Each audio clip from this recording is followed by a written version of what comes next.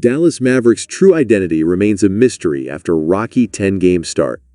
Before the regular season began, the Dallas Mavericks were widely known as a top contender in the NBA and an almost unanimous top 4 team in the Western Conference. Dallas was coming off an NBA Finals loss to the Boston Celtics, and they fulfilled their needs for more shooting and defense by signing Klay Thompson and Najee Marshall, and trading for Quentin Grimes. Dallas's offseason was considered the best offseason in team history by many, but they have struggled to get their footing in a loaded Western Conference.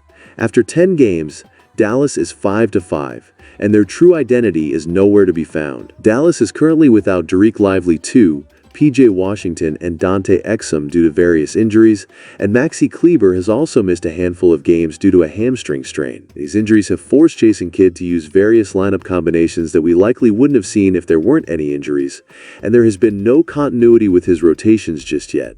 While Dallas's offense was expected to be their driving force before the regular season began, that hasn't been the case. The Mavs offense currently ranks 10th in the NBA by offensive rating, as everyone is still trying to get a feel for how to play with one another. Luka Doncic admitted that playing with Thompson hasn't been as smooth of a transition as one would have thought, but they seem to be getting more comfortable with each other by the day. Defensively, Dallas has been solid, and that's even with their best defender, Lively II, missing the last 4 games. Thompson has far exceeded the defensive expectations that were placed on him before he joined the Mavs, and Marshall has looked like an outstanding defender as of late when fully engaged. Washington's versatility on defense has also been on display when he's been healthy, and they've clearly missed him over the last 3 games.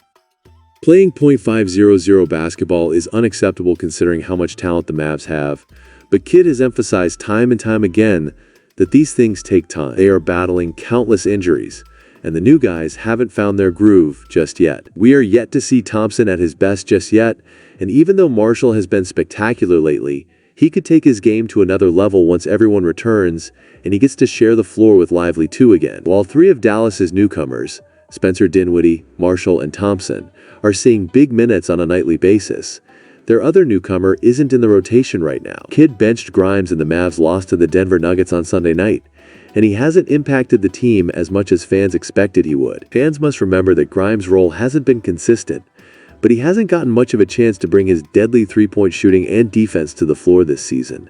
The Mavs are 5-0 in games where Grimes plays 12 or more minutes, and while this has largely been due to him playing in garbage time of some of their blowout wins, he has also been a big difference maker in 2 of Dallas's narrow wins from early in the season. Grimes' deadly three-point shooting in the second half helped the Mavs defeat the Minnesota Timberwolves in their 4th game of the season, and this performance gave fans a glimpse of how great he can be when he is shooting the ball with confidence. Dallas has plenty of time to get rolling, as it is an extremely long season, and we'll know much more about who this team is once everyone is healthy.